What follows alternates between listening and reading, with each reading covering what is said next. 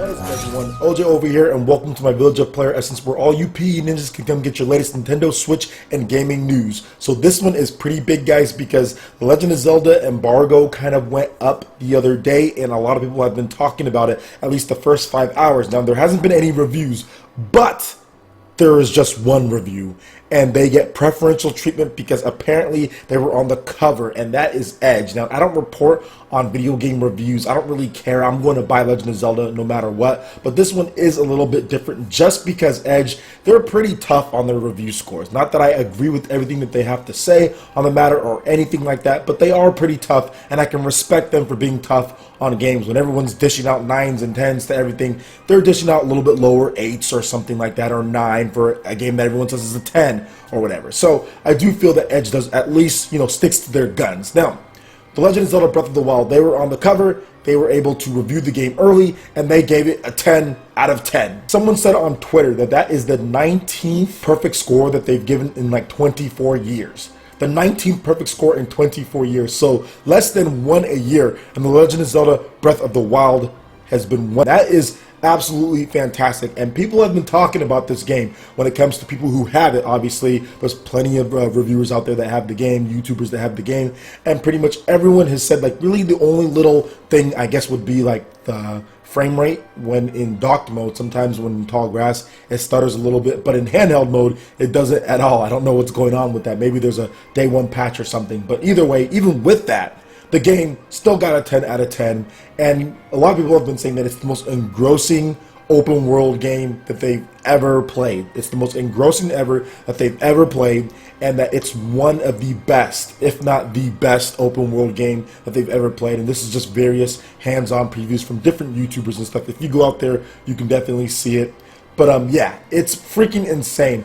I knew this game was going to be good, but I didn't think that it would get like 10 out of 10s. And I didn't think it'd get a 10 out of 10 from like Edge. I thought it was going to get 9s and 8s, like 8.5s to 9s, maybe some 10s here and there, but I didn't think Edge, out of all people, would give it a 10. So if Edge is giving this game a 10, then definitely a lot of other people are going to give this game a 10, because Edge, like I said, is notoriously really strict and tough on their games. Now, it's going to be interesting to see where this game lines up, because can it beat Ocarina of Time when it comes to overall review score? Ocarina of Time has like a 97 or 98, like on Metacritic or something like that. The original Ocarina of Time for the N64, not the remake on the Nintendo 3DS. But that has, like, seriously, a really high review score. One of the highest reviewed games of all time. Easily one of the best-selling games of all time, at least on the N64. I think it sold well over 10 million units or 10 million units or so. Either way, sold a lot of copies, reviewed really high. Can this game even touch that? Can it get anywhere near that? Well, I definitely think so. I definitely think that this game potentially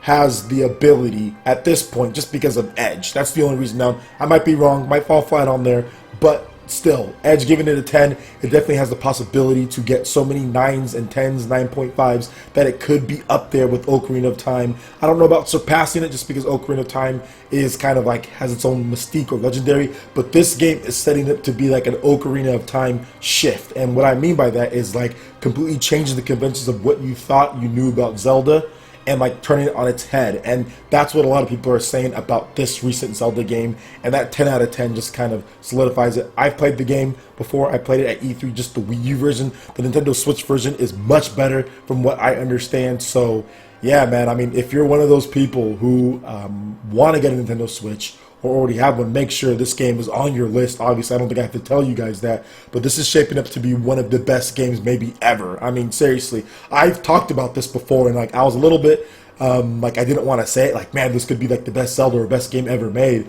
and like I said that before in a video, but I kind of backtracked on it a little bit. But looking at some of the previews from some of the YouTubers and stuff that I trust, and talking to some of the people, like a lot of people are saying, man, this game is like really, really good, like intuitive. It really has a lot of really interesting and unique things, and it's hard. Like, that's one of the biggest things that people were saying, is like, you're gonna die in this Zelda game, and that's one of the reasons why some people said that they kind of fell out of love with Zelda at times. I mean, it's just not hard enough. And I have to say I'm one of those people, because I played Zelda games. I think Zelda games are great, but they're just too easy. I think a lot of Zelda games are just way too easy, or just kind of gimmicky, and like, to me, Twilight Princess and like was okay. I like Twilight Princess, but it's kind of gimmicky with the Wii remote if you're playing it on there. Didn't play on the GameCube until way after. And then Zelda Skyward Sword, same thing, kind of gimmicky a little bit. But to me, I really like a hard Zelda game. I know Majora's Mask was one of the harder ones out there, but I don't really like Majora's Mask. So for me, this perfectly fits what type of Zelda game that I'm looking for.